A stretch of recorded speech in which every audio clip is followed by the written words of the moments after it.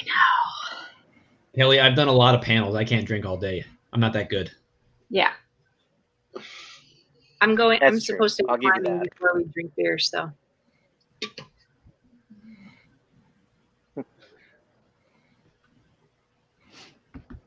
And so everybody else isn't just looking at a logo here, all your pretty faces for the world. I appreciate you for joining us today. It's going to be a very fun conversation. I know we were talking off air about the current state of things where we are, and we're all in different parts of the country. But I think the focus today is really going to be on relationships, more importantly, the relationships you have with business partners, the suppliers, the distributors, and how we all interact with breweries and how we can do our best to make the most of these partnerships. But to start, Rachel, you're going to be first. Just go around in a circle, tell everybody who you're here, who you are, why you're here, and a 60-second recap about your life in general. Okay. My name's Rachel Grieder, and I am the VP of Fun at CedarBrew Insurance.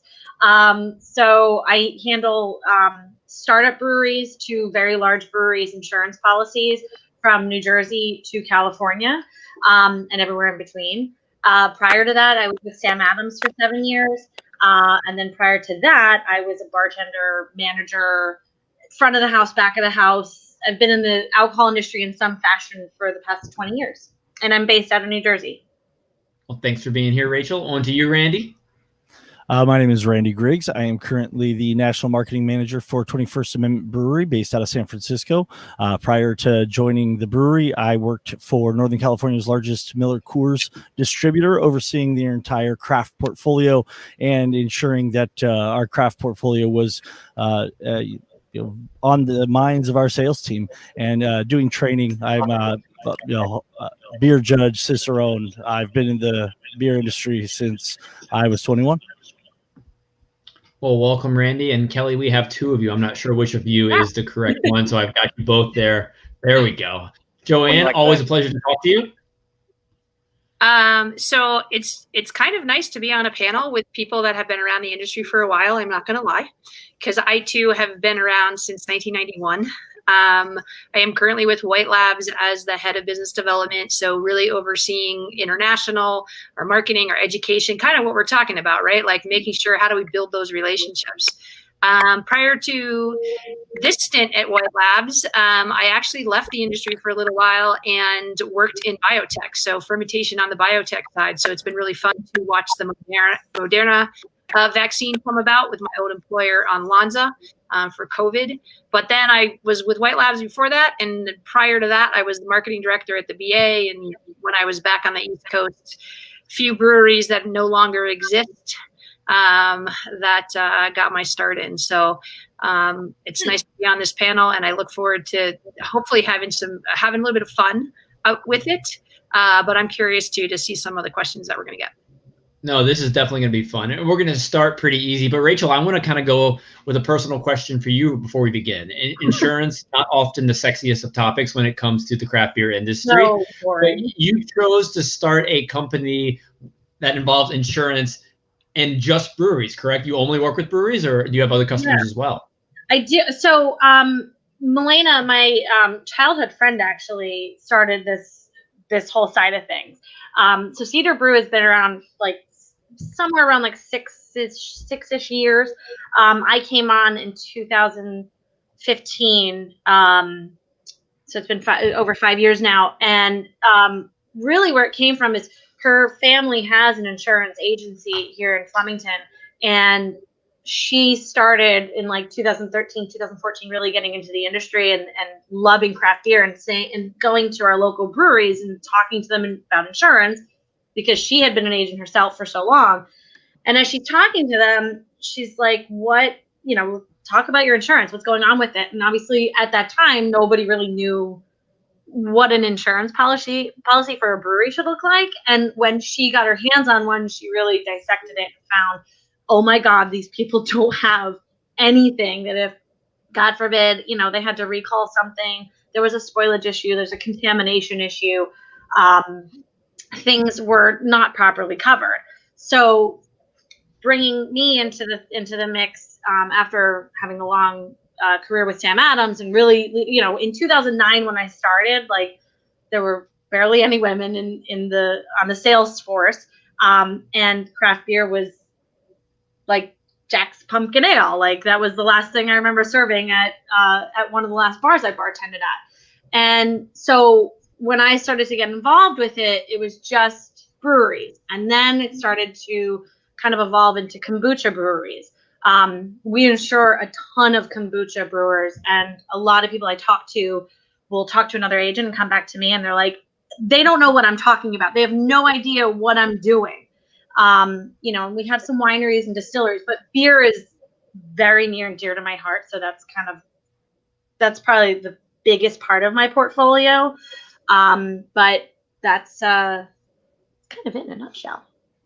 No, I think a lot of what you just said speaks to the craft beer industry as a whole and just the importance of education, because I'm sure you spent a lot of time educating breweries on the value of a good insurance policy. While it might not be the most exciting topic, it's a necessary topic that you have to tackle.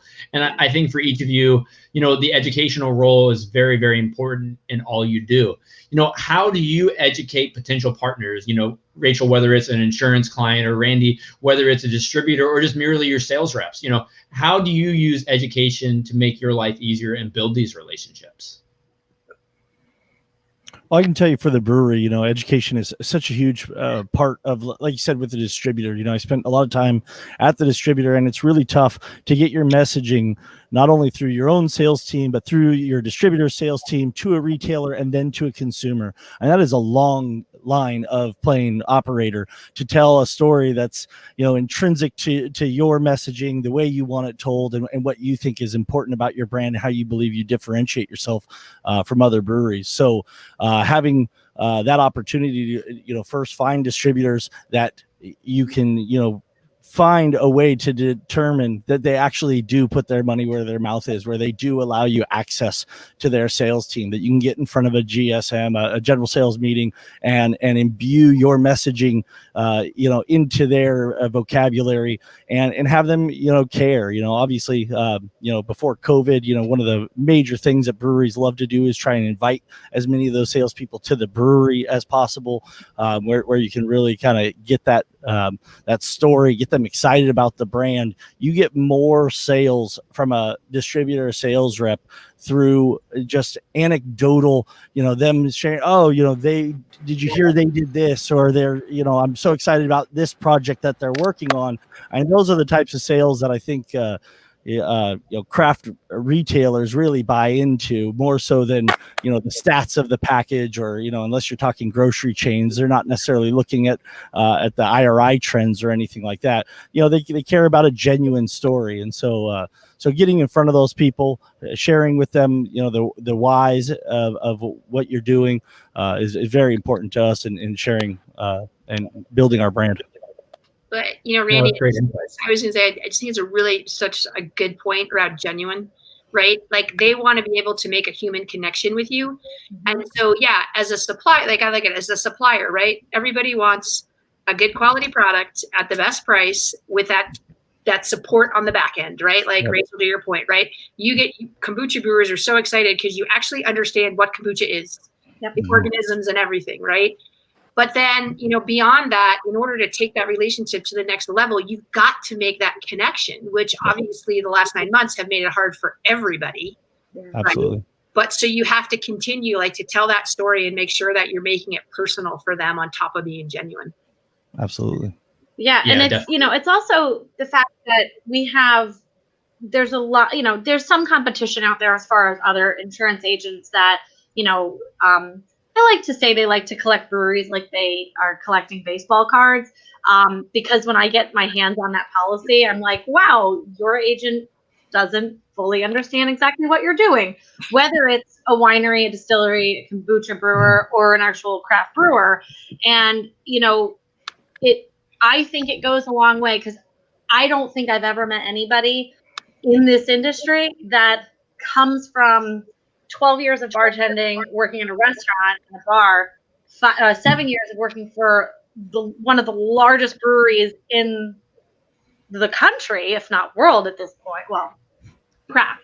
And then now, also not to bring it up, but being a woman in this industry and being in this industry for 20 years and continuously doing something in this industry, and having this now 5.5 years of insuring people across the board.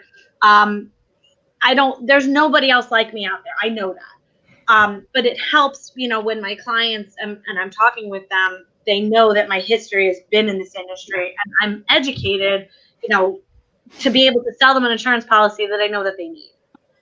Versus, you're not just a marketing person. No, you're not just a marketing person or insurance person who just tries to collect as many clients as they can. You truly have a passion for craft beer and you have the experience to back it. And, the other thing, and a lot of what I see is, in this day and age and over the past few years, the people that are opening breweries, they're, late 20s, early 30s, mid 30s,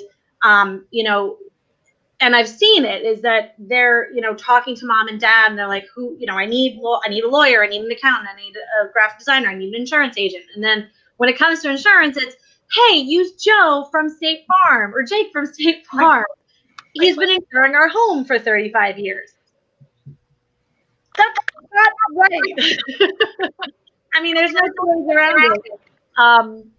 So it takes, having the right education or the right background and the experience, not just going with somebody off the street that's going to give you the cheapest, product, because at the end of the day, and our tagline is because coverage matters. I mean, we are coverage crazy. I mean, I'm able to find the right policy, and I will say 99.9% of the time the pricing and the premiums just blow people out of the water from what they were paying originally. And then to add the right coverage on top of it is like, it's such a good feeling at the end of the day. It really is. Well, you're giving them what they need, right? What they actually need, not what they're being sold. Big difference, right? Yeah. Yep. Fun time. Now, Kelly, are you with us or are you frozen over there? Okay, well, sorry. I'm going to go into the next topic. You tell me. Oh, you are with us. Yeah, So I'd like to hear a little bit about how you use education, as someone who owns a brewery, to make sure when you're forming these relationships with potential partners, how do you educate about your brand to make sure they're doing their job? Digital partner being our distribution partner, that we said? Yeah, in your sake, yes.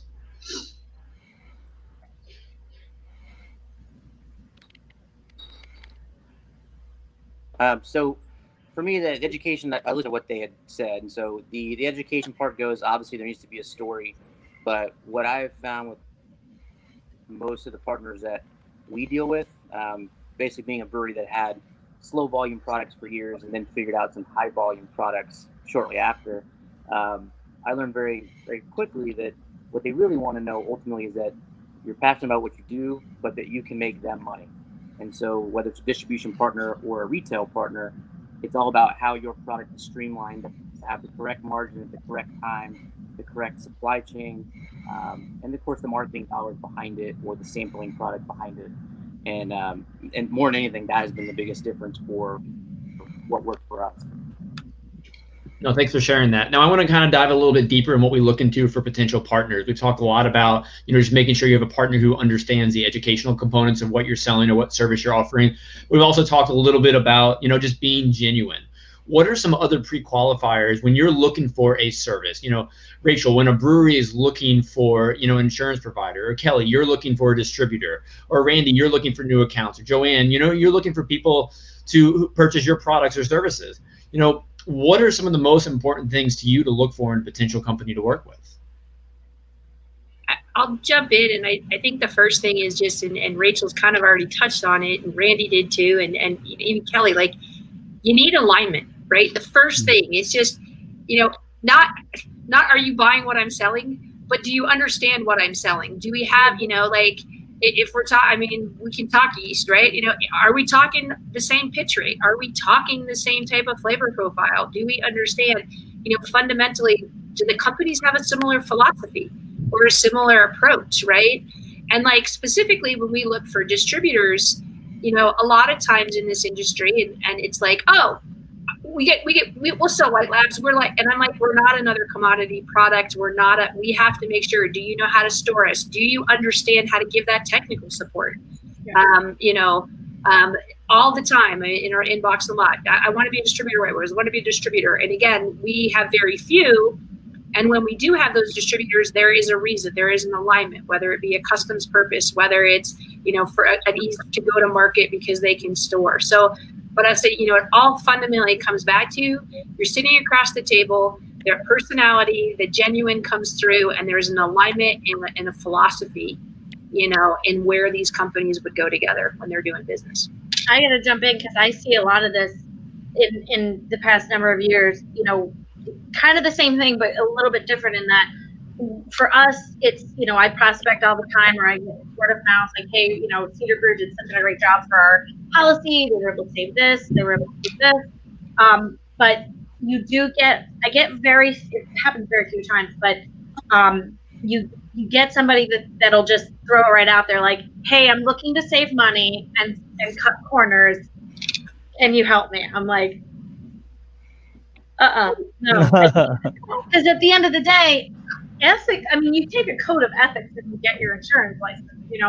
I will never cut corners to help you out. It doesn't do you any good, and it doesn't do me any good. And so you do get a couple of accounts here and there that will, just reach out to say, hey, I'm just shopping. And it's like, well, we want to partner for life, just like you want to partner for life. And that relationship, it was funny because you had somebody on earlier this morning from the panel, and we were texting, and, I have a few people that are in my phone that I'll text, Merry Christmas at, Christmas time or Thanksgiving.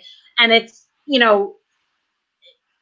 I've built those relationships over a number of years because I've earned their trust. They've earned my trust, and I'm bringing you into my circle. Like, if you're attached to my Facebook group and seeing my kids, that's a big deal, But, those are the relationships that we want, to have good, solid ones that we know that next year at policy, renewal time, you're not just going to leave us because somebody dangled, a $2,000 savings. But in that, they also took away your spoilage coverage, and you didn't know about it until you had a claim. And then you kind of come crawling back. But so kind of similar, but that's kind of how we kind of how we view things when it comes to that relationship with a new client.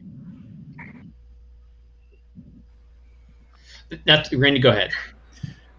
Oh no, I'm good. Those were great points saying on alignment. And really, I would say, working at a distributor as long as I did, it is so important that you find a distributor partner that is dedicated to being your partner, to understanding you're still figuring things out. One of the things that I saw the most, though, when things didn't go well for a brewery is it's so important that you know what your goals are, that you have a clear understanding of what your needs are before you even show up at a distributor to start to interview them, to understand what they do. You have to have a very clear understanding of what you're looking for. If you're going to be an on-premise, draft heavy, craft rotator bar type brand, if you have dreams of getting to 3 or 4 facings in your local grocery chains, and understand that, with all the different networks of distributors that are available to you, you're going to have some that are very strong in one category, but not so strong in the others.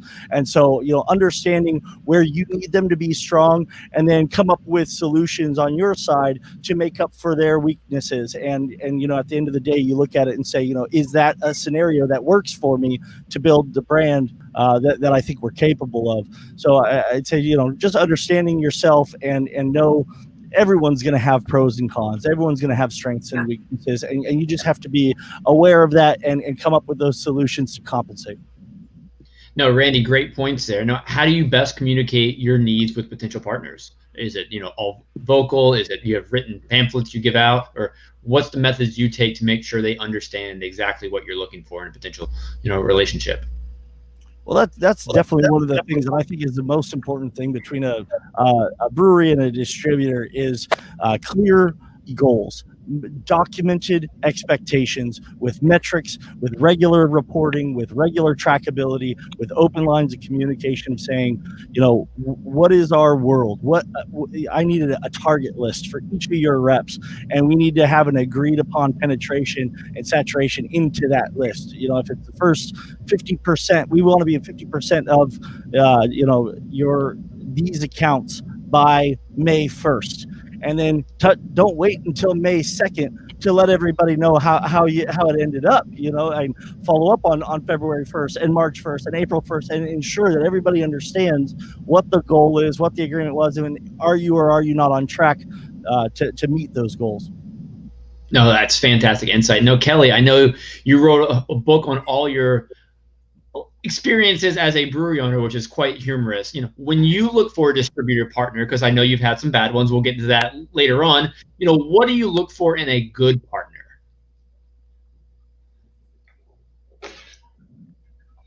Well, so one of the things that I've learned is it's very easy to get caught up in the fact that the CEO or the VP of on-premise, or there's certain people structurally within the organization that are on board with your brand.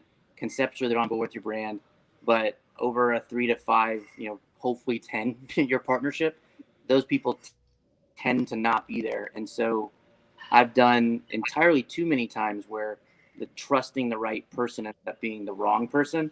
So I've kind of learned that what works best for me is to find a distributor that's strong in the areas that I want them to be strong in, not so much because of an individual person or something that exists today that could go away. Even a partnership. I've had distributors tell me that they've got an in at the statewide liquor store, and so that's a big reason to go with them. And then it turns out that they've got an in at 5 stores, and they know the guy, but he won't give them the state. So kind of really inspecting through the retailer's version of what that distributor does and doesn't do on the street and in person. So I spent a lot more time calling the retailers beforehand, asking the guy that runs beer at the coolest beer bar in town, what do you think of that guy, and how do they work, and what's the worst thing you've heard? And not surprisingly, they're usually pretty forthcoming with that information. So for me, I guess at the end of the day, it's enough staff. So a big enough staff to be able to handle the market. It's less so about the quality of that staff, because I tend to try to hold the responsibility of I've got to go in and give them the training and ongoing support to make them great staff. So in some ways, they can't close. That's my fault, as much as that shouldn't be. That's what I've learned. But really just kind of the structure and wherewithal. If they're a distributor that pays net zero, that's an awesome distributor. That also helps. Cool. Now, Kelly, I want to go a little bit further into what you're talking about right now. Before you even, build that relationship with the potential distributor, how do you find them in the first place? If you're launching in a new market, what sources are you going to use to make sure you're interviewing the right people to work with your company?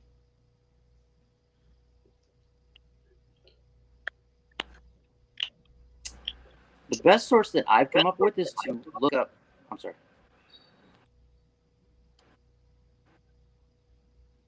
You're all good, Kelly. So one of the best sources I found was literally to look up my competitors, people that have a similar brand that I have, or even. Oh no, Randy, I think you were nodding your head about that one. I'm gonna let you just. Yeah. Well, he made a great point earlier too. You're going to find out a lot more about the local distributor from the retailer than asking the distributor, in a conference room. We're all trained the first day to say we're brand builders, not brand collectors. It's unfortunately, too easily used of a concept. But with Kelly back, I was just telling them I totally agreed that looking at competitors and where they're at is a good place to start. Please continue.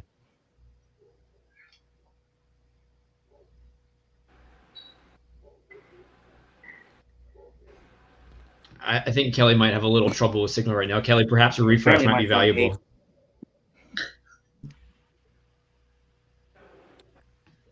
Well, JoAnne, I'll let you kind of take this one, because next to the router. I've been there. Yep. Kelly, Well, actually, I was going to keep going. If we have him, keep talking. Go ahead, JoAnne. Oh, shoot. So what were you going to ask me? Oh, I was going to talk to you a little bit about, just these relationships. While you're not, necessarily forming many relationships with distributors, when White Labs is doing outreach or a brewery comes to White Labs to become a potential partner, what qualifications are you looking for? And, how are you finding, one, new breweries to work with, but how are breweries finding you in the scheme of things? Is it just a simple Google search, or is it, brand recognition? What are the best tools you've seen for growth relationships? A little bit of everything, let's be honest, right? Especially right now where you can't go out and be face to face, and our salespeople, trust me, they've been sitting behind a computer for a long time, me as well. And it's challenging, but a lot of it is word of mouth, right? Especially on our side, similar to Rachel, right? If a brewery has a good experience, they are happy with the yeast performance, they're happy with the fermentation, they're happy with the flavor profile, and this industry is very collaborative anyway, and they tell people and they say, yeah, I've heard about White Labs, so there's a lot of that word of mouth, but then it goes back to really that education and teaching and understanding. And, we talk a lot, which Rachel mentioned it too, the White Labs difference. What is the White Labs difference? What makes us, unique? And it's the relationships. It's making sure that we're giving you technical support. It's the education. It's our R&D team going out and speaking at events like this, making sure that they understand that we are, they're about the quality of the beer, we're about the quality of the yeast. And honestly, without good quality yeast, you're not going to have good fermentation. You won't have good beer. So we are always usually held a little bit more accountable than malt and hops. Just going to say that. And I always say, without us, there is beer anyway. Our Katie Sau, our head of US sales, says, without yeast, life is bittersweet. So, that needs to be a bumper sticker. It's going to be one of our new T-shirts in our brewery, so we're working on that. Amazing. It was supposed to be on the side of our wall at our CBC booth in Texas back in a few months ago. But I mean, so much of it, right, is we're out there, we're a supplier, we need to go out and find new business. We have to be responsible, if you want to say, good corporate citizens, and make sure that we're putting the quality and we're investing in innovation and making sure that the product that we're putting out, everything that's there is what we say it is, right? And when you do that and people are happy, then they're willing to talk about you, and then even taking their stories. And instead of us just standing up and preaching to the choir, Randy, to your point, right? Like sometimes you're sitting there talking, we've been talking a lot about our beer lately because we are now canning our beer. And like when we say it, it doesn't really mean much. I mean, it's me. I work for White Labs and the head of business development. Of course, I'm going to tell you we're badasses and we're awesome, and right. And these are all the innovations. But when you let the people that are working with you talk about it, it comes across to Randy's original point and Rachel's original point more genuine, right? So, and that builds your community, because we've one of the things we've been doing a lot more as we do on our social media, we've been featuring some of our customers who are willing to talk, and I won't put words in their mouth. It's like, it's your story. And if you're willing to tell it, then when we do that, like other brewers see that and they're like, wow, they're not just a yeast supplier. They are a partner with that brewery. They have created that relationship. And so that kind of speaks to it as well sometimes. So, but education, it always comes back to education, both internally and externally. We're working on right now, and we've been doing this, but we're really working on right now doing a lot of video onboarding for our company. But that's great for our employees, but we're trying to create it where the video onboarding is also for the retailers that sell White Labs, for the distributors to use for their salespeople. That might be in China or in Vietnam or, Japan, Australia, so that when we do this onboarding, it's not just for us. It's for all of our partners that work with us. And we want to make sure that when we do it, that's how it comes across. So they can understand more about not just the products and services, but the people and the company behind what we do. Was this video onboarding something that came from COVID, or was it something you had planned to do for a while? It was something we had planned to do for a while, but the nice part is that with COVID, if anybody hasn't noticed, we've amped up our video production quite a bit.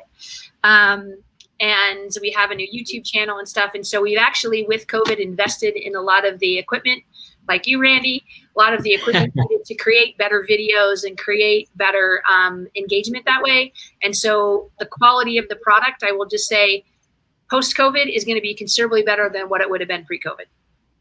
Awesome. And JoAnne, I want to go back to an earlier point you said about just the importance of yeast in the brewing process. A lot of times, Randy, and don't take offense to this, working at the brewery gets seen as the romantic angle of the craft beer industry. And insurance, yeast don't get always seen as the exciting topics. But imagine, Rachel and JoAnne's businesses go away. That's a vital part of the brewing, ecosystem that we need. It's very vital to the success of everyone. So I think the value of everybody's business partners shouldn't be underappreciated. I think that's something, we just need to respect our partners more than anything. But also, Rachel, you mentioned earlier, a lot of people in the craft beer industry, and Randy, I'm not picking on you right now, but from the brewing side, they might often just look for something for cheap or for free. Like, hey, I need a logo. Do you know anybody who can do one cheap? Why shouldn't breweries be doing that, and why should they be willing to invest in things that represent their brand and partnerships that represent their brand, better at a higher quality, even if it might cost a little more than they were hoping to spend? I can speak on to the insurance side of it. I've had a couple times where I've seen a policy, for instance, and they're paying, let's say, $10,000 less than they probably should. What ends up happening when you really dive into that policy is, like I was saying before, there's missing coverages, and it's usually because somebody's trying to just cut corners and trying to save money. But at the end of the day, when there is a claim and there's no coverage, the agent's going to get, the horns first. But when you really dive into the coverages, the biggest thing I will tell you is the sales. So the way that a policy for the breweries are kind of set up is that the sales, whether it's on premise versus off premise, has a lot to do with the overall premium. So, for instance, I always think about this one. I met with a brewery a few years ago, and I'm looking at their policy, and I'm going, "Are these sales figures even correct?" And the owner's telling me, "Oh yeah, these are correct," and I'm like, "But they're flipped." So basically what was happening is that their on-premise business was showing that they had less than what they were actually paying for or actually rated for. And then their off-premise business was a lot less than what they were actually paying for. So for instance, they, had $1 million of off-premise business and their tap room sales were pretty low. But what ends up happening is that the carriers look at that like, well, if you have more of an on-premise business and your sales are a lot higher, your premium is going to be higher. Whereas if you're more distribution heavy, your premium is going to be a lot less because that risk of somebody coming in, sitting at a bar, in New Jersey here, you can't obviously serve food at the brewery. Maybe they don't know what a 9.8 double IPA is going to do for that or do to them because they haven't eaten lunch. Now you possibly have either a general liability claim of somebody slipping and falling because they were drunk, or a liquor liability claim of them leaving and, sorry to say, but slamming into a family vehicle. So what ends up happening is that then they, start to look at the audit that comes in a year later. Well, your sales were so incorrect because your agent decided to give you a break that now you've got an audit that you have to show that you're showing the correct numbers, and now you're paying $10,000 more than you would have because your agent decided, well, I'm going to give you a break now, but it really didn't do anything for anybody in the long run. So, and it happens a lot. So it's, again, that constant education of letting you know, listen, being upfront with me as much as you can with your sales and your property values will only, yes, you might see a little bit of a higher premium, but you're covered. And then when there is an audit and they ask you exactly what happened over the course of the year, you can justify it. No, that's a really great point. I mean, I think it really speaks to the importance of making sure you're working with a partner who knows the industry and can provide you the best value at, not always the best price, but the one that's going to do the best for you. Isn't And insurance Randy, fun? yeah, no, that's great. JoAnne or Randy, do you have anything you'd like to add? No, I mean, as far as cutting corners, I think we operate in a luxury space, and we've preached for years that we believe people will pay a premium for our products because we produce a premium product. And so, for me, that extends to the garments that we print for our t-shirts, and every element that someone can touch with our logo on it needs to meet a certain expectation, because we've set that bar and said we're a premium product. We think you should consider paying a little bit more for our product than someone else. You can't then turn around and hand them something that they don't feel is worth the value proposition that you've presented. Oh, great. And Randy, while I got you, I think this question will get a great response from you. Warren with Beer Marketers asked, can some of y'all speak on distributor brewery relationship and also put some notes in here for the breweries who don't have their stuff together? He says, too often we get the phone call for sales consulting from a disgruntled brewery, but find that when digging into, they do not have the organizational structure, i.e. brew calendars, branding guidelines, or goals that a solid distributor is looking for from their brand partner. What are some things you do at 21st Amendment to make sure you're on the same page with that distributor? Yeah, no, it's a great question, and it's a struggle for so many small breweries. So many breweries get opened by someone that's genuinely passionate about the ingredients and about the beer and about the process and the community that we all get to live our lives in, and there's this gap in the sophistication level that if you want to be with a button down big boy brewer distributor that's distributing brands, big national brands, we'll leave them unnamed, they build their entire business model to conduct their business based on a blueprint that's given to them by the brewery. If you show up with a notepad for your annual business planning meeting instead of a presentation with goals, expectations, reasoning, data, you're gonna end up feeling like you're one of those collected breweries, and you're gonna feel like, well, they're not doing what they said they would do. They're not doing their part. When in actuality, you haven't given them the tools and resources that they would honestly need to have any level of success with your brand.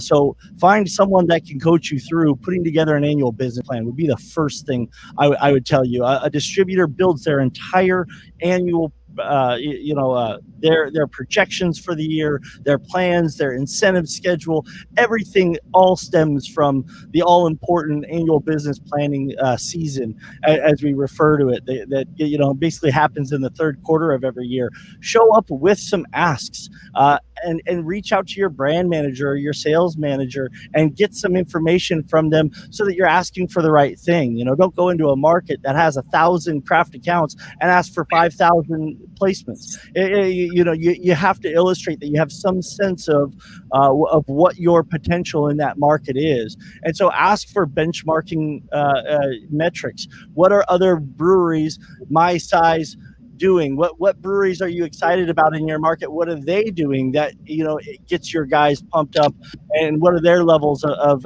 penetration? What are the accounts that they sell best in? What are your benchmarks for us as a partner that you're going to expect for us? There's a lot of introspection that's needed for a good relationship, and that goes for beer or any relationship that you have. You need to look at yourself and make sure that you're doing the right things first.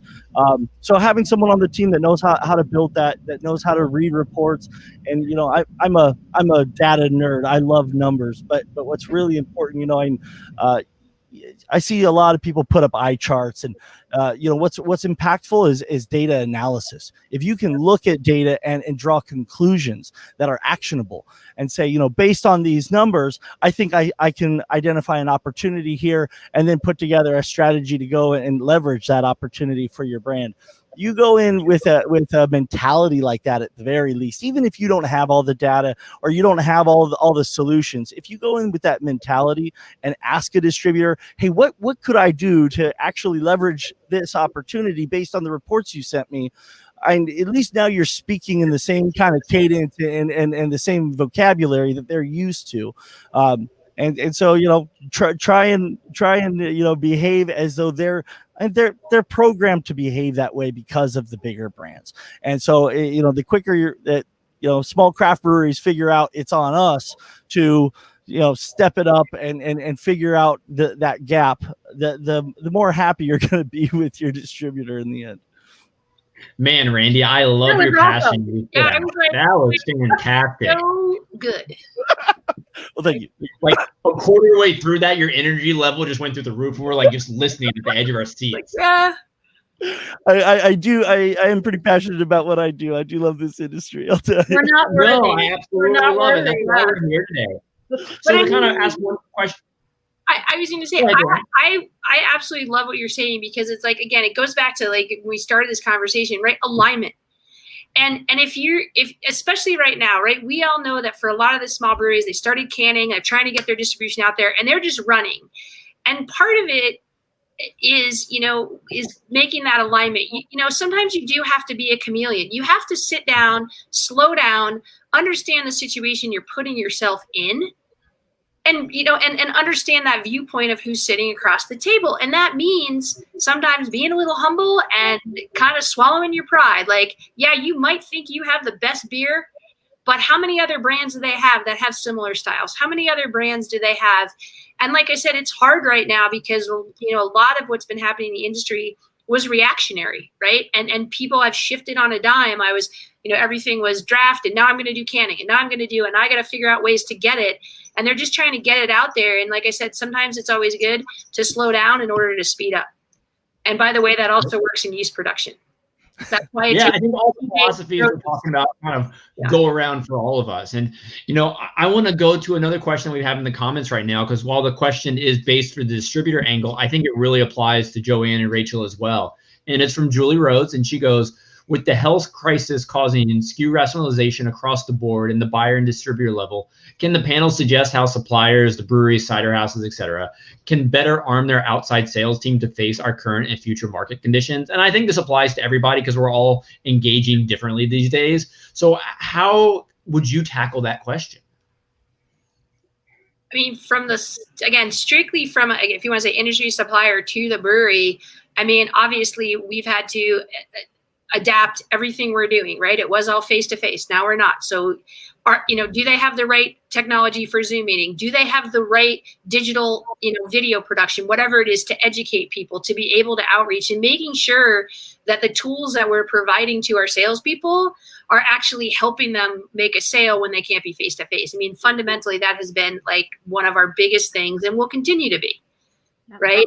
And we've even shifted it too, is not even just the materials, but the spend. And it's been really interesting in the last 2 months. Hey, JoAnne, here's my media kit. Hey, JoAnne, here's my media kit. I'm like, we aren't doing these things anymore. So now, again, it's kind of reevaluating really, what does marketing look like? How do we support our salespeople?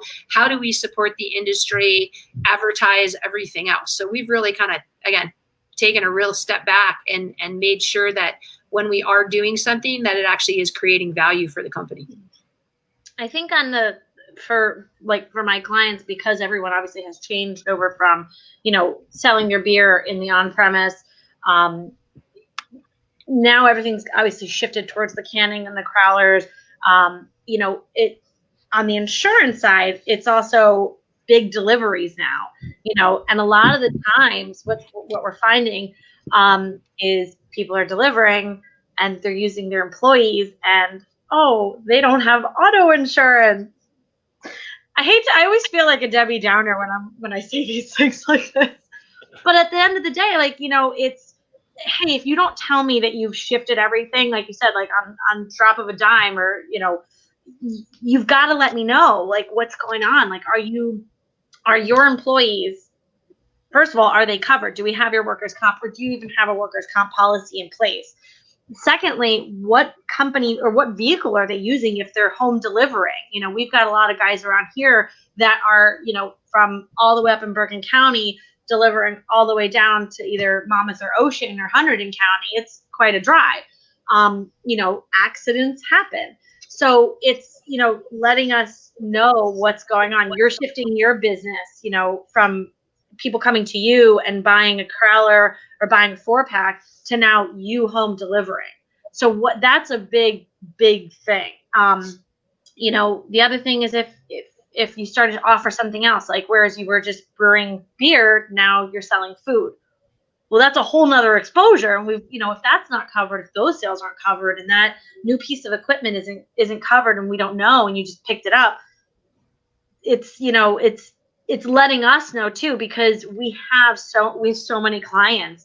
Whether, I was talking about this earlier, with a lawyer, you got to let them know if we need to add something to a document, an important piece of document. If you buy a car for your own personal use, you're letting, somebody know, because you need insurance, you have to register it.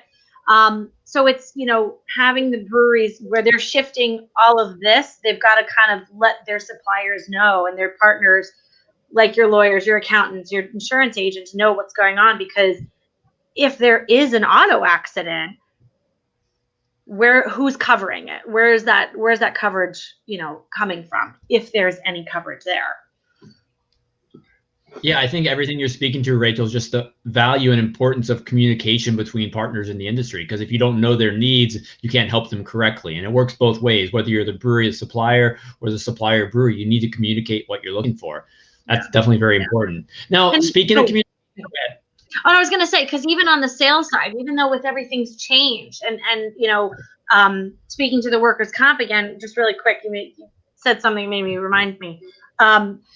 When there's changes like that, if there's 10 people that you've had to furlough, or you've had to fire, unfortunately laid off, whatever, that's a huge chunk of money that can come back to you, a huge chunk of premium. Because if you take 10 people off your payroll, you're paying for 10 people, and it's been a few months, and we don't know that. We want you to get that premium back. If you take a car off your auto policy, if you buy a new car, just those simple changes can help you save money. And a lot of people don't realize that. But it's, it's almost like that low hanging fruit, basically, that, as salespeople, we are always taught to go after.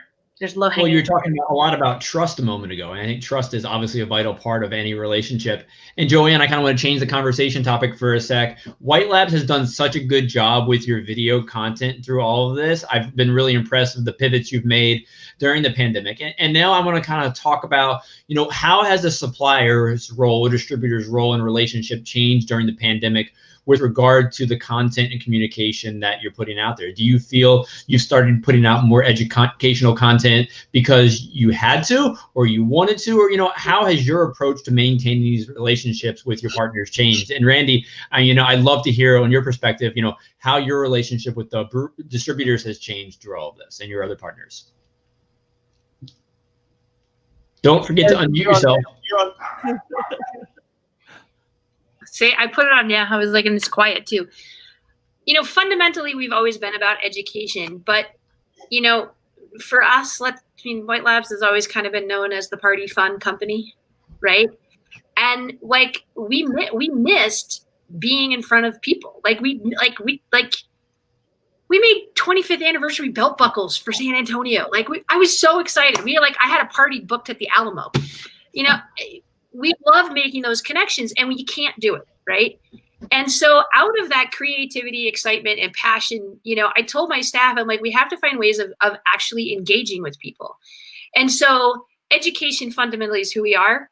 And I basically let the marketing team I might go do something, and that's how we started the pitch. That's, and then our salespeople started saying, well, it'd be really cool tips from the pitch, because again, it helps brewers. And the nice part is it helps brewers when they want to be helped, not when I want to go talk to you. So fundamentally, the relationship for suppliers has really changed, where a lot of it would be going to visit, having those parties, being there. And now it's like, how do I create a connection when you want to have a connection, when you have 5 minutes and it's 10 o'clock at night? I want to learn a little bit more about hazy IPA. And so that's kind of fundamentally where we're going with it, is that now those relationships can still be made in a way that works for the person on the other end, instead of just being on a Zoom call or just being on a phone call or just having a text. And I think we're going to see that continue. And so, like I said, we'll always have educational content, but we'll always have some fun content too, right? Yeah, we have our 25th anniversary really cool video that just hit my inbox before this meeting. And it will be live on YouTube tomorrow after we show it internally. Nice. But, I think it's going to be like fundamentally moving forward. Suppliers are always going to be held accountable for, like we said, the best quality product at a price that makes sense, right? We can't always be the cheapest, to Rachel's point, and I don't think we always should be.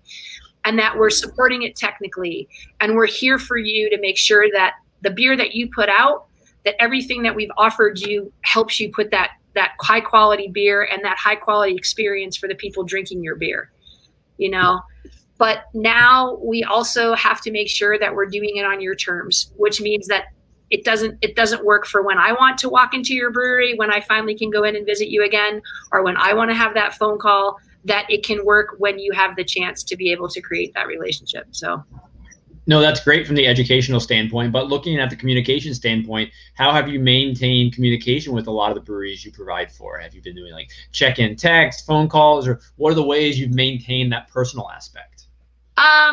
Again, Zoom meetings, phone calls. I'm like Rachel, if you're in my inner circle, you get my Facebook updates and stuff. So those, for me personally, from the perspective of, my immediate group of clients is the international group.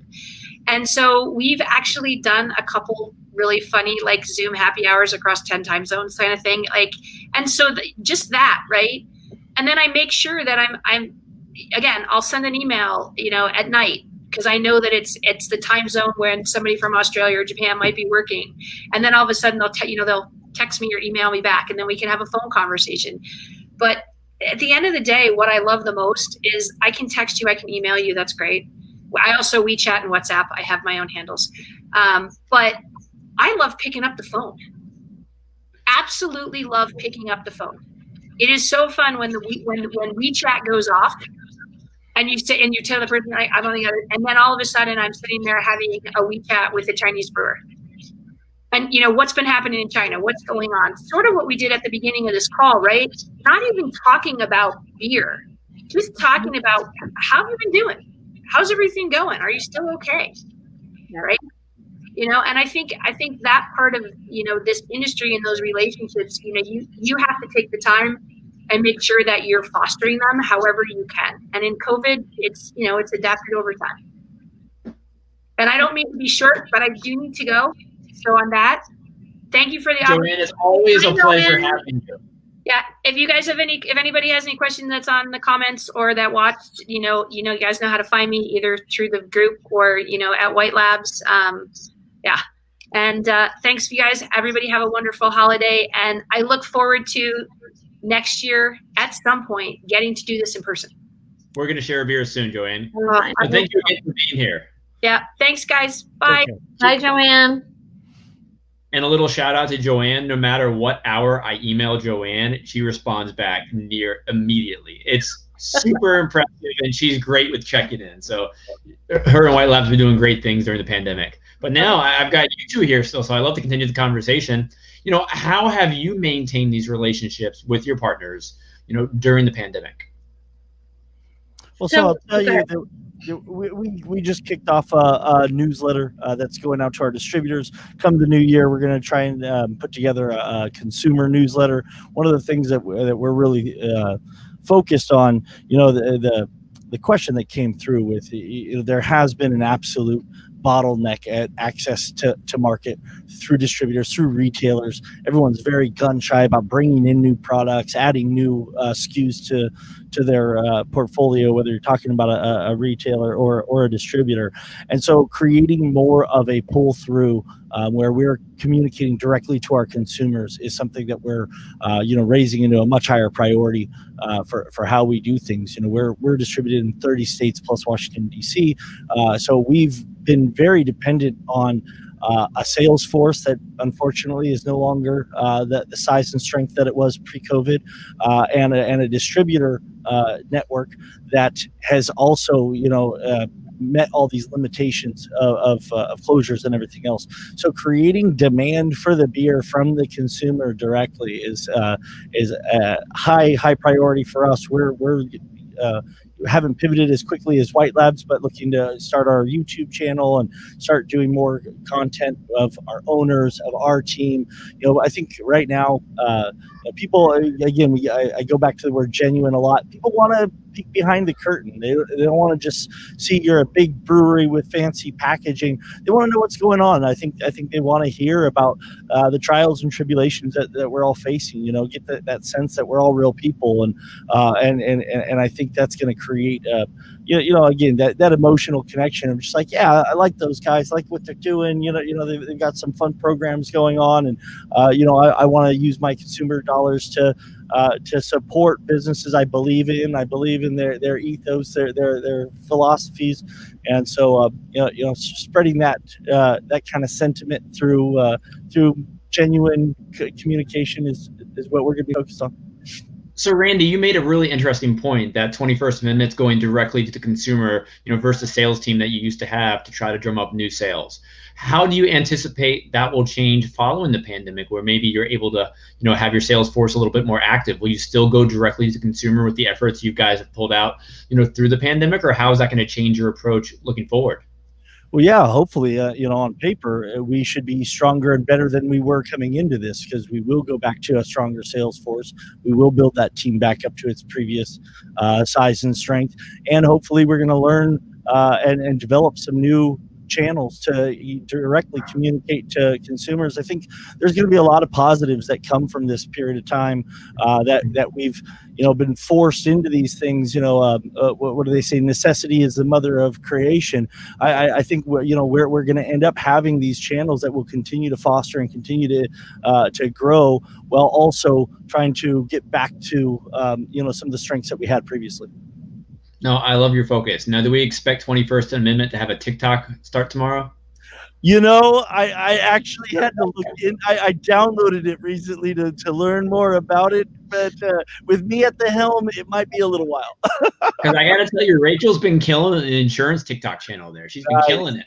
Nice. No, it's funny. I did one, and because I finally figured out how to actually do a TikTok. And then my girlfriend was like, "You need to delete that app real quick." And I was like, "Oh, come on. Like, I just had fun with it." So I did delete it, because she was like, "There's some conspiracy going on. Like, they're watching you." But I was going to say, like, to kind of like what you were talking about, Randy. So, and also answering the question there, but so for us, and kind of my philosophy is, I don't want to like vomit on you that I'm selling you insurance. Like, I don't want to ever do that. Like, that is not who I am. I've always followed the philosophy, people buy from people they like. And that's done. I think that I've gotten very far and been very successful in my almost 20 years of being a bartender, an account manager, a district manager with Sam Adams, and now, kind of running the whole CedarBrew side of things. This year's been challenging, and especially for somebody like me, who's a mom of 3 little kids. Like, my husband was essential working in construction. Like, it was me home with the kids, selling insurance, trying to keep up life and everything going on. And, I started our Instagram page like 5 years ago, I think it was. And you will rarely ever see, and Facebook, you'll rarely ever see like an insurance something, like an insurance ad or content, because it's, we want you to know that, like, we have so much fun. And like, when we're together in our office, like, we cook in the office, like, we've actually brewed 2 batches of beer in our office. We're home brewers. If you ever go onto our CedarBrew Instagram, you'll find me sliding across my kitchen floor, opening up a can of beer. And, that's my thing. Just recently when it started snowing, I went and slid across the deck and opened a beer. Like, so I'm here to sell you insurance and make sure you're properly protected, but I'm never going to be like, why aren't you working with us? Like, don't you know the statistics of what's going on out there? It's just that to me is so salesy. I won't even go after the car warranty or the serious exit. Like, I delete it. I disconnect real quick. But when it's something fun and light and content, like the content's fun, that's what I see. The same people like liking and viewing the videos and everything. And we've had a lot of people reach out to us that way, like, hey, you sell insurance too, like, can we talk? And so it's like, that's how we've been able to constantly connect with people. And we're there you go. I was trying my best at multitasking. Well produced. I love well it. And that was my 9.5-year-old daughter recording that one. She's like, Mom, another sliding video. I'm like, oh, yeah. I mean, let's go. It's lunchtime. You're off school right now. Daddy's at work. No, Rachel, I absolutely love that because it makes what you do more human. And right now, I think we all need to relate to people, and just hearing, about insurance, about just complicated technical issues, it gets a little stressful, and we need a break, and we need just that interaction like we're having right now. And we've been in every single panel with the exact same question. So I'm going to give you that question right now. Looking back on 2020, it's been quite the year, to say the least. But what has been a bright spot in your world, whether personal, business? Give us something a little positive to take away from your life from this year, besides having to have 3 kids at home for learning. Go ahead, Randy. Well, I'll go with the easy and obvious one. I became a father in December of 2019, and so I have a silver lining of going to work from home for my job, as I've got to be home with the most precious little human I know every day as he's come through his first year of life. I had a son 6 months before you did, and I've had a lot of the same feelings. Just the extra time at home. Man, it's been great. I mean, a little distracting at times, though, I must say, when he's downstairs right now and I hear a scream or a cry of joy, but it's been great being at home. I love it, Randy. I would say that's probably the same thing. It's being home with my kids, and I listen, I'm as human as they come. I am a New Jersey Italian girl. Like, I will wear my emotions all over the place. Like, I have cried a lot this year, but and drank a lot of beer to counteract that. But, a lot of it is, I've been able to be home with the kids. And I will say, like, the company I work for, it's a family company, and family always comes first. So even before this, it was something happens with the kids. Bye. See you later. Go. That's your first priority. So that's always been something that's been, within our core values. But, being able to wake up in the morning, and I will say this, I love what I do so much. Like, I wake up in the morning and I get to go to work, not I have to go to work. And that's been my thinking with CedarBrew and with Sam Adams.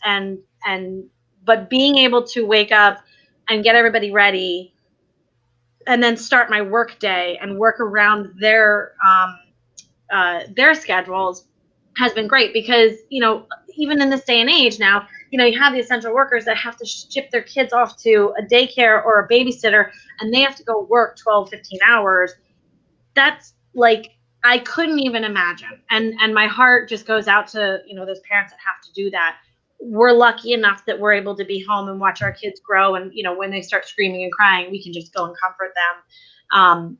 So that's been great. But the other thing too is that I've worked with, I think, 20 new breweries and distilleries and kombucha brewers and cider houses that have opened this year. So being able to work with them, that's, first of all, a huge accomplishment in this year. But then, when I get to see them, like, from beginning to open during a pandemic, like, that's just, it's like watching your child take their first steps. So That's a theme I've had in so many conversations the past couple of days, just, watching others find unique ways to survive, succeed, and build relationships during this pandemic has been the most rewarding part of it all. I mean, just whether it's with the kid or the brewery that you're helping you to just launch brand in the middle of a pandemic, it's truly heartwarming and inspiring. And you guys' energy today has absolutely been fantastic. I think this is one of my favorite parts of the pandemic, just talking to happy people, because that gets us through the year. We've only got a few more days left. So I'd like to thank you both again, and JoAnne and Kelly, for being here today, because, while we were talking about brewery, distributor, supplier relationships, at the end of the day, they're all relationships, and a lot of the qualities you put into every individual relationship are going to be the same overall. So I appreciate you sharing such great wisdom, and good luck making it through the rest of 2020. It's going to be a good year next year. We'll be sharing beers in person soon. So cheers, everyone. Thanks again. Bye, guys. Bye, Rachel. Bye, Randy.